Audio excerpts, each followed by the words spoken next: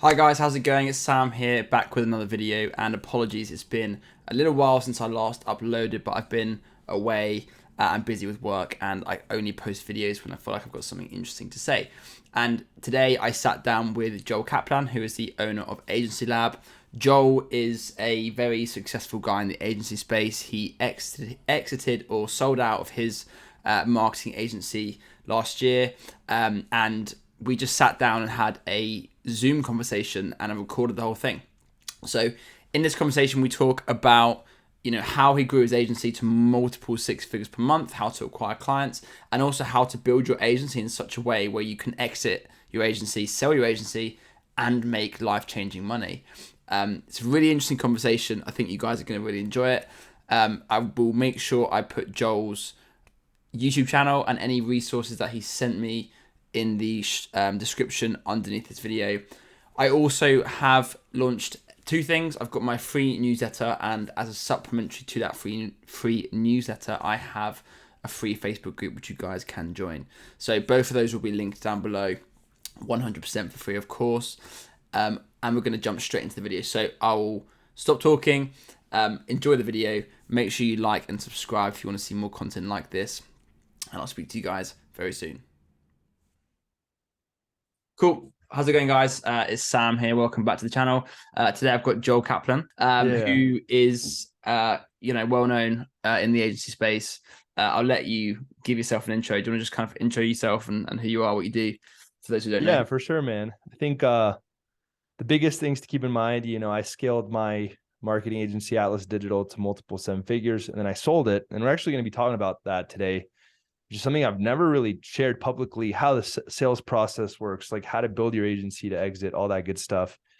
And at the peak, we had about 200 active clients paying us anywhere between like $1,000 to $2,500 a month. So we were doing about 300K a month in revenue. That does not include ad spend, by the way. And after that, after selling the agency, I launched a company called Agency Lab, which is a consulting company which helps people start their agencies, get 10K a month, and then scale all the way up to 100K a month. We've worked with a lot of the agency gurus that you may see on the internet. We've coached them up, and we've got some crazy success stories. Like we've helped at this point 87 people scale to 100K a month that I know of. There may be more. That's cool. But those are the ones we've tracked. And we also haven't like blown up like Iman, where he has like thousands and thousands and thousands of students. It's been a smaller program.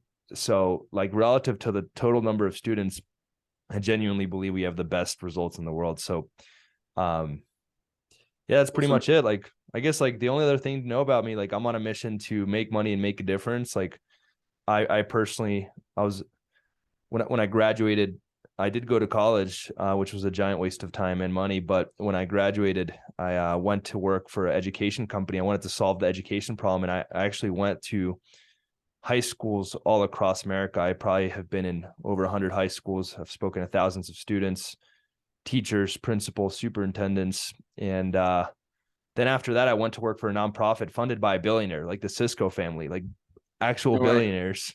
Yeah, like massive $1 billion tech company. They were also trying to solve the education problem. They were literally writing $1 million checks to schools. Like I've seen them write $1 million check to a school.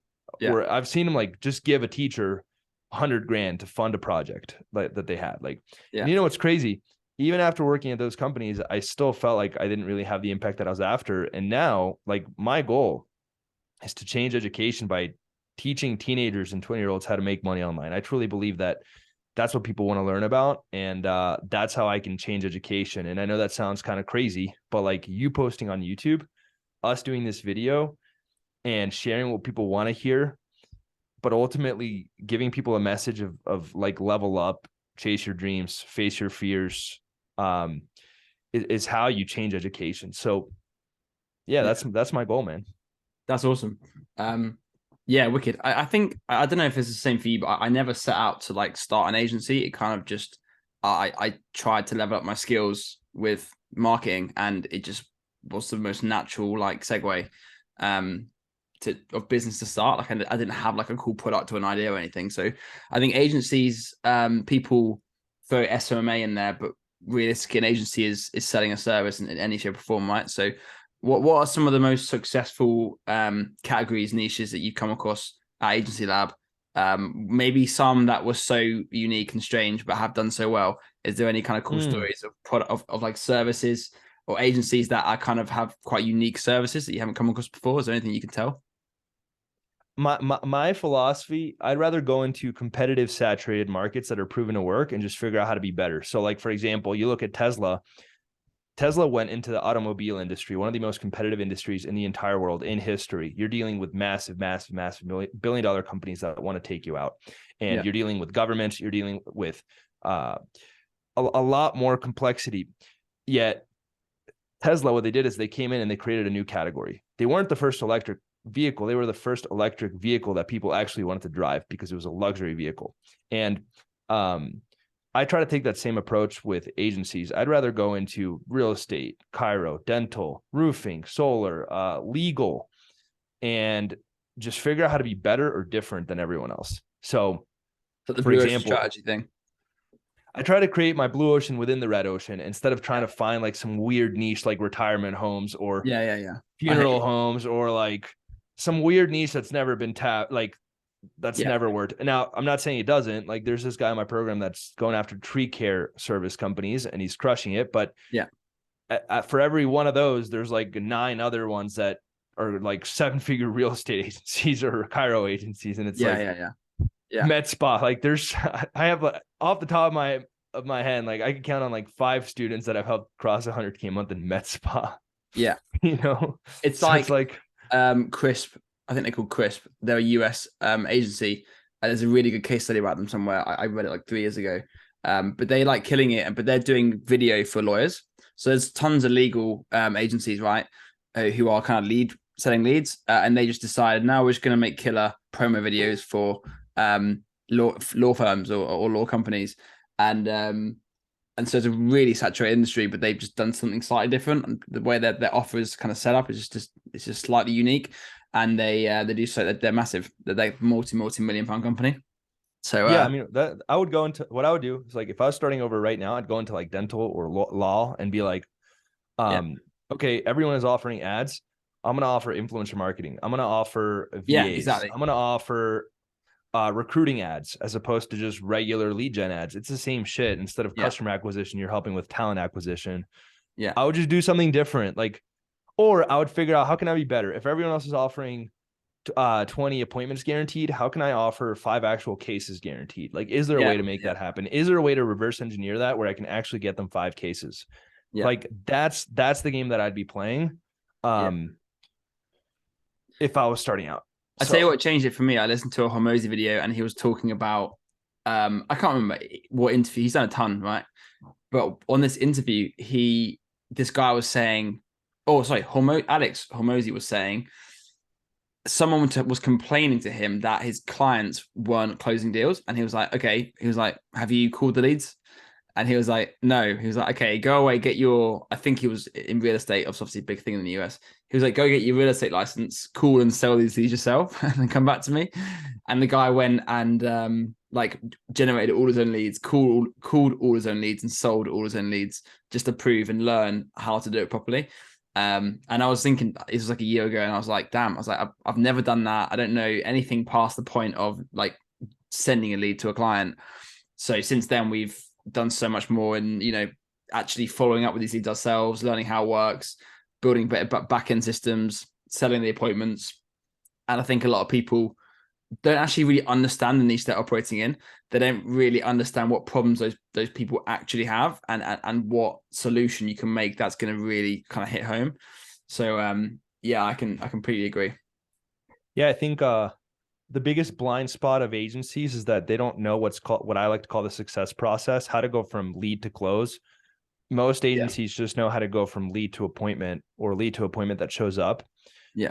But there's a huge gap between appointment that shows up to close. So what I tell everyone to do is it's going to be like what Hormozy said of like, hey, go become a realtor. That's like that's going to take a long time. Quite extreme. Yeah. And I'm like, that's like the most optimal way to do it, but like Yeah, there's also effective ways to do it that maybe not aren't like the absolute best way that'll still get a similar result. So what I tell people is either get one of your best clients to become the coach in your program and to help you build a course teaching all of your clients how to go from appointment to close.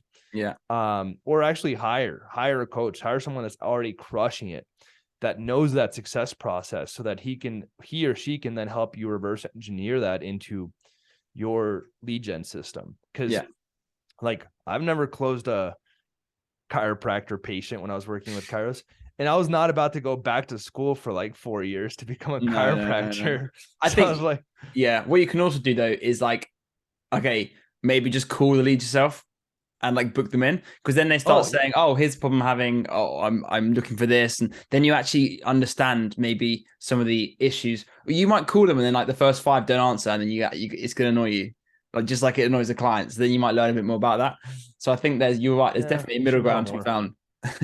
I think like I think I tell all of my students as well, you got a secret shop, and Yeah, not only call your clients and yeah, pretend to be a lead. So yeah. like Mystery there's this shopper, we one. call it here. What's up? We call it mystery shopper here in the UK. Okay, yeah. So Yeah, not only yes, be a mystery shopper and like pretend to be a lead and call your clients to see what they do and then give them feedback. yeah, And 9 times out of 10, it's awful. But yeah, yeah, but also, yeah, yeah, call the leads of your call the actual leads and see what the process is like that. Then yeah, your clients can't say shit, and then your conviction goes up like yeah, crazy if it works. So, and if it doesn't, now you can diagnose a problem. yeah. Yeah, yeah. Well, let's talk briefly about that, because your agency was horizontally scaled, right? Um, and I know a guy. I've got a friend who does the same. Well, he works in the e-commerce space, like an email marketing company, and they do really well. That like multiple six figures a month. They are horizontally scaled. Most clients are paying around sort of $2,000 to $5,000 a month, if I'm not mistaken, and they have over 100 of them. So what's your thoughts on like horizontal scaling versus vertical scaling? For those who don't know, maybe you can just give us some of what those are. Like my thoughts on just scaling by like having a lot of smaller clients, you mean? Yeah, pretty much. Or As opposed versus like performance. massive clients. Yeah. I think it depends on your skill level. So for example, one of my clients who's gone on to just crush it, his name's Eddie Malouf. And I helped him launch a horizontal division, which was he was working with like auto wrap and he essentially takes really nice cars and like decks them out, and he works Yeah. with those shops. He doesn't actually do it. He works with the shops that do that. Yeah. And they got up to like 100K a month with that division. But then he also has his e-commerce division, which has scaled now to like 950K a month, like some crazy, Um, crazy, crazy. Yeah, he's doing 8 figures.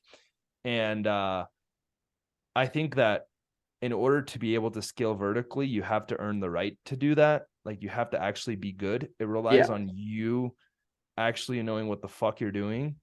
And there's a lot more pressure. There's a lot more being asked of you. You have to add more value for it to actually scale vertically. So I think for most beginners, I actually recommend scaling horizontally, getting a lot of smaller clients, and using SMMA as kind of like a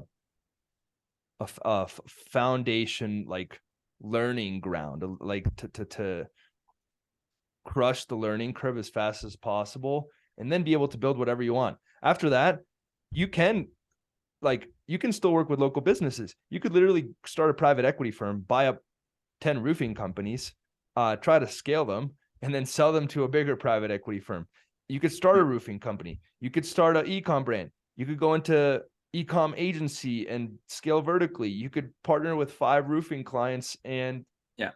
just take like a percentage of equity. Like, but I think first you got to like earn your stripes, you Yeah, I know? hear that. It's also super That's my hard, thought. like to get big clients. Like I still struggle, and we've been going 5 years, and I still get ignored in LinkedIn. Do you know what I mean? Like, so I think if you're just starting out, you've got no credibility. They're just again, there's no way they're going to take you seriously, even if you're offering it. You tell me how many people are offering you free stuff in your email. Like it doesn't mean you're going to take them up on the offer, does it? Like, No, I think I think it's smaller not firms for don't do it. anyone. by the way, when everyone's like, hey, can I work for you for free? A way better pitch is just to like I'm sure you get hit up all the time, like, let me Yeah. edit your videos for free. Yeah. Yeah. Yeah. And like, I think a way better strategy would be to just edit your video. It For takes sure. like, and 100%. just send it. Like, Yeah. Yeah. Yeah. I lead can't be with bothered to have the value. conversation. Yeah. It's actually wild. And Like, the only, because if it was good, I would consider it for sure. exactly. Yeah. Yeah. Um, You were I gonna get think about 5 DMs tomorrow of people who have edited our clips. that's good. Honestly, it's Yeah, yeah, better. I would actually watch it. Wouldn't you? yeah, yeah, for sure, 100%. Yeah, Wouldn't you watch yeah, every single one? I would. Yeah, 100%. Yeah, it'll be Okay. good. So then it works. Fast. So it's Yeah, like, but everyone's like, hey, can I edit your videos for free? yeah. Or like, there's some people that are condescending. They're like, your videos are need a lot of improvement. I'm like, dude, It's shut working up. so far. Yeah, you've um, gone pretty hard on Instagram recently, right? yeah. Pretty sure I followed you and you had like 20K followers and now you got like 100. I might be wrong, but I swear you've grown like. I had a bunch of videos go viral and then just, Did you? Is yeah. that a recent thing? Yeah, I had one video, like even Gary V commented on it. Like, No way. yeah, That's it kind of amazing. it kind of took off. I feel like now I'm trying to crack YouTube. Yeah, Um, it's been at like, it's crazy because I was known as like the paid ads guy, paid ads. And I literally, if you get into Agency Lab, my coaching program, it's like one of the fundamental lessons is crack paid ads. If you can yeah, crack inbound for your agency, you scale. And if you look at like most 7-figure agency owners, most, like I'd say 80% run paid ads. yeah. So for so long, I was like, paid ads, paid ads, paid ads. But what I didn't realize is when people buy into mentorship, they're actually buying who you are, not what you offer. So Yeah, like, really, I'm the product, not Agency Lab. yeah. That's just the name of the company, right? And I think like it's really hard to get people to buy into who you are through paid ads. Mm-hmm. Whereas for a service, it's really easy to get people to just buy the service for what they get. It's So more like transactional, right? yeah, it's like, oh, you get Yeah, me this, I pay. yeah, yeah, yeah, yeah. So I still am a huge believer in paid ads for service-based businesses, but I think for like coaching, for personal brand businesses, Yeah.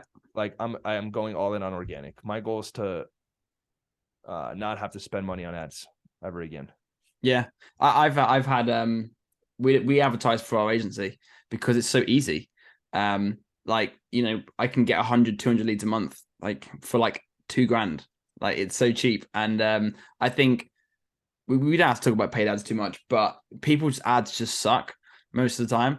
And our ads are actually decent, and we have quite a lot of case studies. Our sales pages are well written, like by me. Like, I spend like 2 days writing like one sales page. And I'm just they just paid ads is just so much more scalable and it's so much more predictable as well. But that being said, since I started the YouTube channel, obviously it's not for the agency, but I've had 3 or 4 like calls come via YouTube, like just people who have watched my videos who happen to own a home improvements company here in the UK, and they've closed like on one like the easiest closes ever. Like Yeah, it's one pretty Zoom and they're wild. sold. It's like that. It's like the easiest close ever. Yeah, And because you, they're you buying don't into get who that you with are, not paid what you ads. offer. Like, Huh? if you look at like Gary V, Yeah. do you really think his ads are exponentially better than No. Ogilvy's ads? No. Like the ones, they're not. They're just, the people are buying who he is, not Yeah. what he offers. Yeah. And I think like he literally poached most of the employees from the other agencies. So the quality of work it's actually very similar to what it was at the other agencies that these huge Fortune 500 companies were working with. But he cracked the code on getting people to buy into who he is, and no one can beat him at that. Mm-hmm. Like, no one can beat you at being better than you. Yeah. That's the game I'm playing now. I'm having fun with it. It's like been a challenge. Like, I tell people all the time, I'm a business owner first, not a content creator. Like, if you look at like most successful people in the world, they figured out one of two things: how to get attention or how to monetize. And the people that make the most amount of money figured out how to do both. Yeah. Mr. Beast, Elon Musk. Elon Musk is a prime example. That guy knows how to get attention, and he can monetize the shit out of anything. He's getting like $1 billion contracts from the government. Like, yeah. It's like all the Hollywood A-listers. The ones who are super rich are like founders, or they've like gone into business with companies as like with equity. So like you look at like Ryan Reynolds, like he's like the face of like 3 or 4 companies, and the guy's worth hundreds and hundreds of millions of dollars or whatever. And the same with like Ashton Kutcher and people like that. Like they are just they obviously have all that attention given to them, but they've actually pushed it in the right directions and actually like taken equity and started companies. So yeah, I completely agree. I think yeah. what point was I trying to make there with attention and monetization? Oh yeah, so like I'm good at monetizing. I can see business opportunities. I know how to like my brain is primed to figure out how to make money, not how to create content. It's a very different side of your brain, like how to be a creative person. Like it's a different challenge. So you don't need I've been to really be famous excited to be rich. Like I've got some friends, I won't say the names or anything, but because they like being like pretty low key. But I know I know a guy who makes like millions, 1.5 to 2 million a month, and he has like 80 followers on Instagram and is private. What company? I won't mention the name. I'll tell you. Like what type of company? That's like a lead generation company. Oh, really? Like a lead gen company, like a vertically scaled lead gen company, and then another guy who owns a e-commerce company. Again, very, very, very much anonymous, doing multiple 6 figures a month, has zero interest in being famous. So it's like you don't need it; it's not required. But Alex from Moses says the same thing, right? He's trying to build a brand or a legacy around his name and stuff like that. So I completely get it, and I'm doing the same thing. I just feel, I don't know whether it's because I don't make any money off my YouTube channel. I have an email newsletter that I'm kind of growing, but I don't make any money from it. But for me, it's just, I think there's nothing negative is going to come from having a personal brand, right? So like, no, and you know what? Time, that's the only thing. The only Peter Thiel says that there's 3 competitive advantages that any company can have to create a monopoly, and he believes competition is for losers. So his whole philosophy is like, I don't want to build a business unless I could be like the monopoly, like unless I could own everything. He says that there's 3 categories. Number 1 is brand. Number 2 is economies of scale. Number 3 is technology. He focuses on number 3. It's like, I want to create a technology that's 10 times better than anything that exists, so no one can compete with me. Like ChatGPT, right? Yeah. And his whole thing though is he's like, I don't understand branding. He's like, I'm gonna stay away from that one.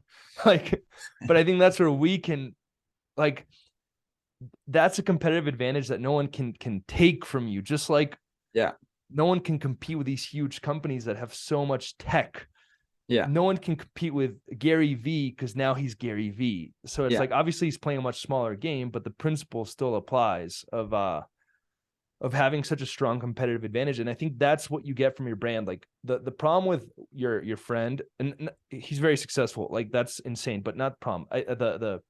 The potential risk, that's a better way to say it. The potential risk with your friend is that he can get wiped out at any minute. Like if someone else comes around that is better, has more economies of scale, better tech, better brand, like he can get wiped out. Like but you carry your personal brand with you forever, kind of thing.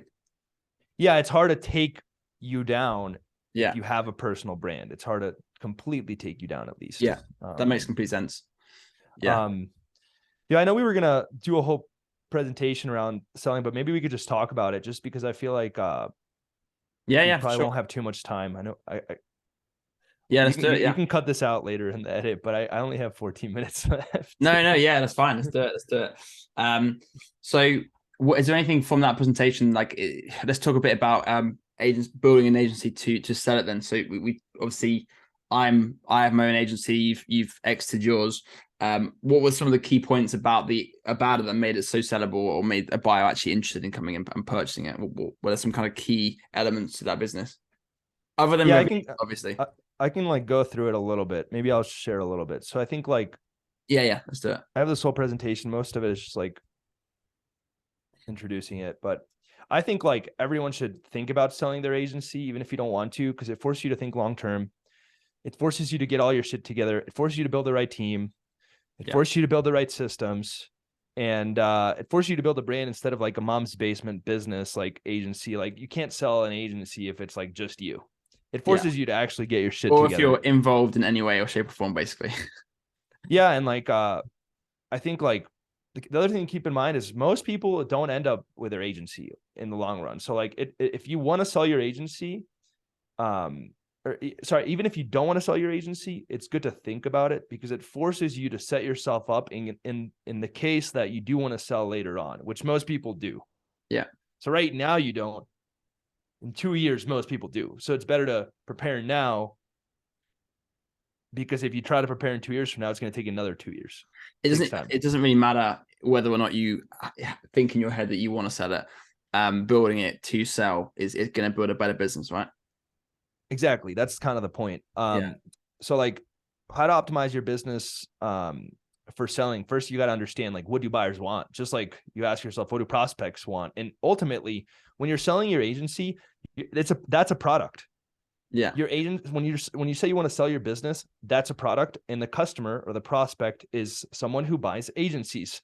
It's just the same as you selling lead gen, but now instead of you selling lead gen, the product that you're offering is your agency, your actual business. Yeah. So what do they want? There's a few types of buyers. This is my good friend Tommy Patterson. He's a 8-figure agency owner, and I don't know why his face got cropped off, but he's hilarious. And he's an 8-figure agency owner, and he's like, Joel, how do you make an extra 100K a month? I'm like, get more clients. He's like, no, I buy an agency that's doing 100K a month. So the first type of buyer is someone that's an agency owner that's looking to acquire a book of clients or your systems or et cetera, et cetera. He's the first type of buyer is someone that's trying to grow their business by acquiring yours. There's a few other types of buyers, like this guy at Jeremy's Razors, like he essentially had an entire marketing department all ready to go. And then he built this brand, this Razors brand. So the idea is like, let's say this huge roofing brand that wants to build like the roofing company of UK, like number one, instead of them trying to build an entire marketing department from scratch, it'd be easier if they just buy yours. Right. Okay. I never thought about it like that. Yeah, that makes sense. So that's buyer number 2. That's like a national installer. Let's say, for example, I don't know, like SafeStar UK, they're like the biggest in the UK. Rather than, trying to hire a team, they would just buy your agency and then just deploy your agency easier. Internally. Yeah, because there's cost in time spent understanding how to market and building the team, talent acquisition. Like, I could just buy Sam's agency. Yeah. It's already set up. It generates leads. It's vetted. Boom. I could just insert it into this bigger business. Yeah, exactly. That makes sense. The other one is like people that just want to fix and flip. Like there's fix and hold or just buy and hold. Like there's people that just want to be an investor and see your business as a good asset to buy. And there's a lot of these. There's a lot of people that are like, oh, I have money, I want to get into the online game, so let me buy someone's agency. That's the third type of buyer. I think that there's pros and cons with all of them, and everyone's going to want slightly different things. But the first step is to understand, like, who are you selling to? Because the pitch is different, right? Yeah. If they're trying to buy your business because it's a good asset that they could make profit from for the rest of their life or for as long as they want to, that's a very different pitch than like, hey, we have the best marketing department to plug into your massive roofing company. Yeah. Now here, I'm going to hook you guys up with this, but it's like this entire questionnaire. This is literally the listing information that I had to fill out. So it shows you like, I'll we can drop it in the YouTube description, but it shows all the things that they're really looking for from like at least a high level before the conversation starts. This is like what you have to submit when you're to just be listed. This is the listing questionnaire. So is there like a place to list a company like this other than like Flipper and stuff? Like, is there like a real like agency? I would hire a broker. I would hire someone that's essentially their job is to find. It's like a realtor. They help you find homes, like a domain broker for an actual business.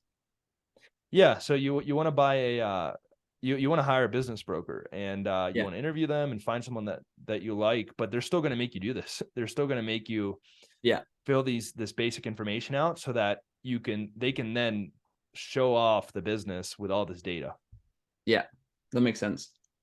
And I guess these are good metrics to kind of base your own business on, right?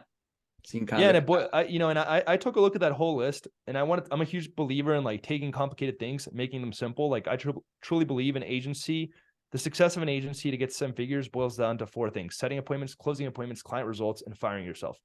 yeah, If you have an agency where you're getting appointments, closing them, getting good results, and you're automated, you have a 7 figure agency, like, or at yeah, least have the foundation of skill of 7 figures. And I think the same thing goes when selling. Like I ask myself, out of all those things, what does it really boil down to? Number one is data. Like, do you know all of your numbers and have your data in order? Like if you don't have this, yeah.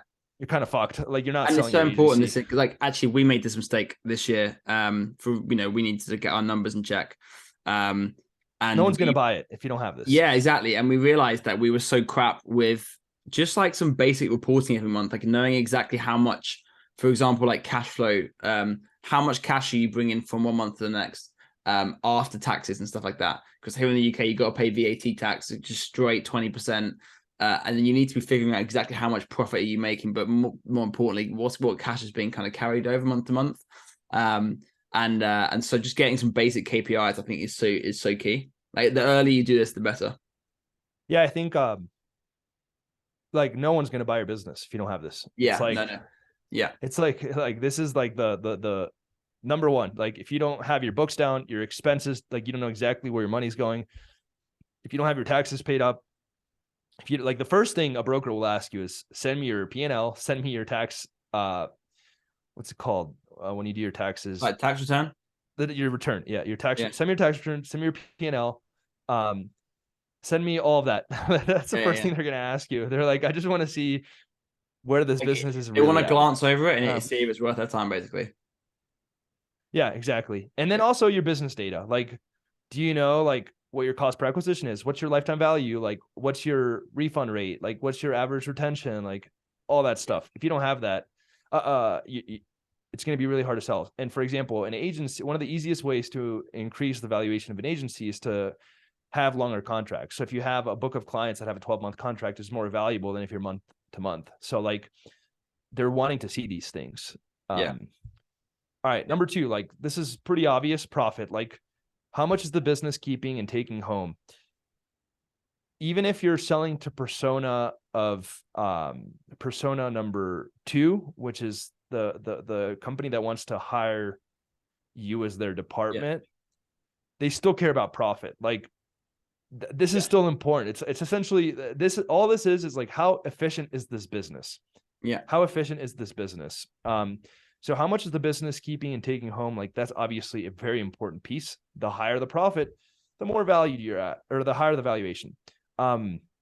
Most service businesses go for a 3x annual, 2 to 3x annual profit. So like, for example, let's say in the course of a year, you profit 1 million, you're going to go for 2 to 3x that.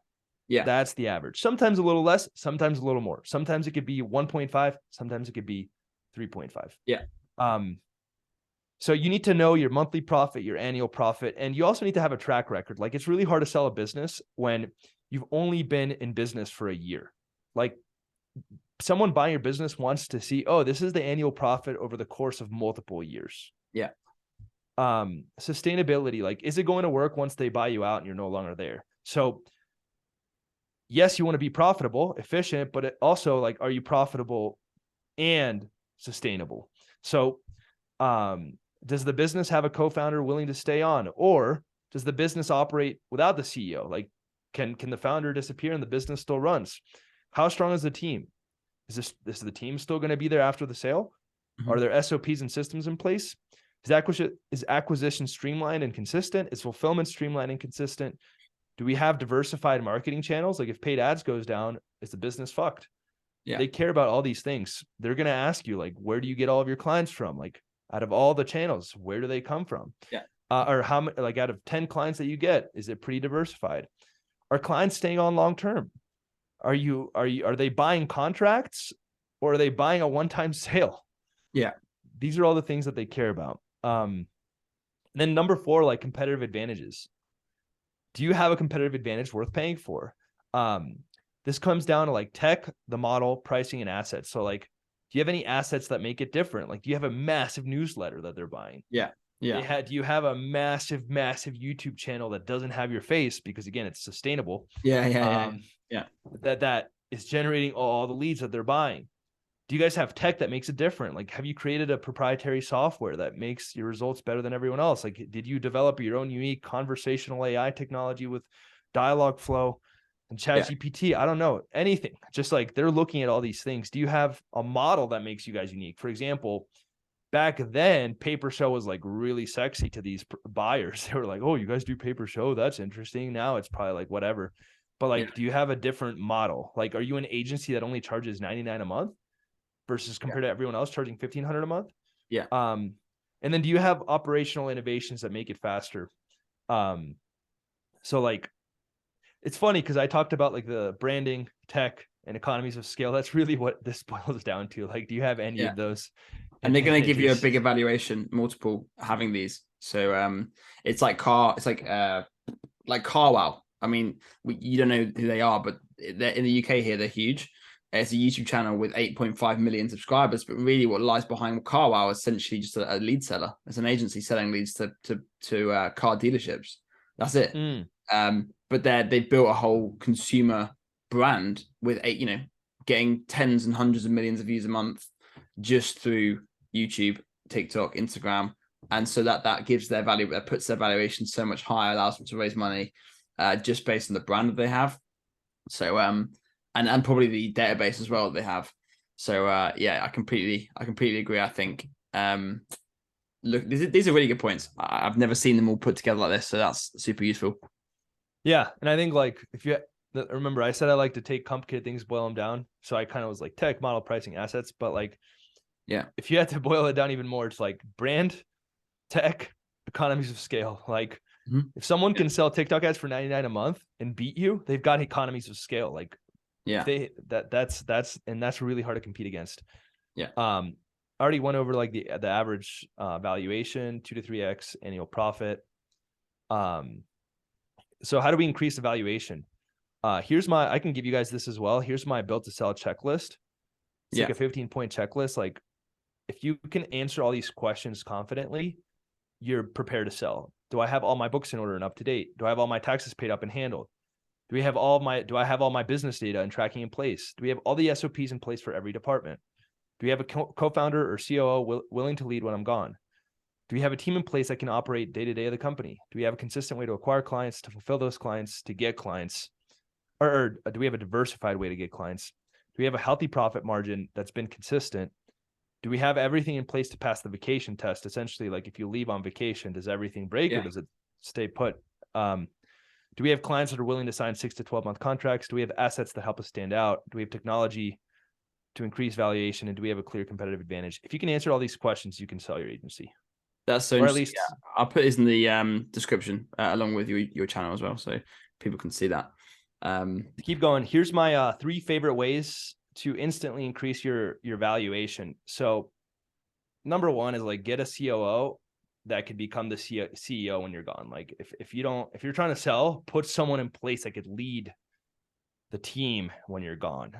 That's going to be one of the easiest ways to solve all the day-to-day problems, because you could try to build a company that operates without a leader, but that's really hard. It's better to just find a leader to then take your spot.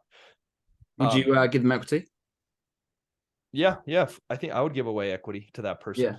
Even if it's small. Like, but that's a very quick answer to a more complicated question. Course, like ultimately, it depends. But let me answer it this way: if they were really good, I would definitely give them some equity to stay long term. And that I think the buyer would actually be interested in that, because then they're like, oh, there's someone that has skin in the game that's going to be they want for a long that time. for sure. Still on the way up, like one of the if I had sold pre-COVID, that would have been insane. Like, because think about it, when COVID hit, like obviously we lost some clients. We had opened up a dental division. I don't know if people know this. We had scaled it up to 80K a month. And then we essentially decided, hey, let's just focus on one when COVID happened, especially because dental offices were shut down, whereas chiropractic offices were seen as essential, so they stayed open. So essentially, if you can sell on the way up, this is one of the best piece of advice that I ever got from a broker. Sell if you can sell when you don't need to sell, you'll make a lot more. Yeah. Well, you sell when you don't want to sell, or almost. Yeah, when you don't want to or thinking about Yeah. it, when it's not even on your mind, that's when you should probably be selling your agency. Yeah. And then Yeah. one of the easiest ways, it's called like one of my mentors actually told me, like, Joel, you can add technology without really adding technology. So for example, if you create like your own custom version of Go High Level that you actually deck out, you hire some coders for, and maybe you spend 10 grand improving it, making it really your own. Yeah. All of a sudden you're seen as a tech company, a marketing technology company, not just a marketing agency. And your valuation can go up quite a bit.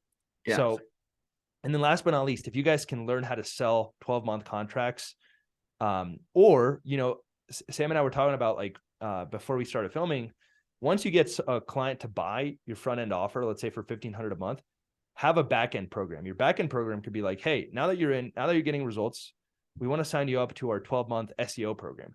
If you can get them to a 12-month SEO program, or at least if you can get half of your clients on that, now you have 12-month contracts in your agency that make it way more valuable. Yeah. Yeah. So let's go over how the selling process works, and then we can kind of wrap up if that sounds good. Yeah. Perfect. Cool. This is interesting. So you got to build your business, obviously. Then you decide you want to sell. Like, that's number 2. Then you hire a broker. This is like anything else. You want to find someone good. Like, ideally, you find someone that has a track record in selling agencies, and then they're going to build out your listing. There's a few different places that they list it online, and then they also tap into their personal network. Also, I would let your network know that you want to sell. If you can find someone in your network that wants to buy, there's less of a cut. You'll save like 5 to 10% of the sale, which is a lot. Yeah. That's how much the broker makes. They make quite a bit. So like, if you sell for $1 million, the broker's getting anywhere between 50 to 100K, which is a lot. So that's crazy.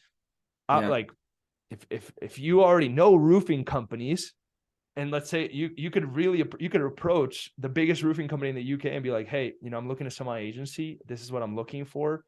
I really believe it could be a win-win. Is this something that you guys would be open to chatting about? Mm-hmm. If you can, you'll save so much more money.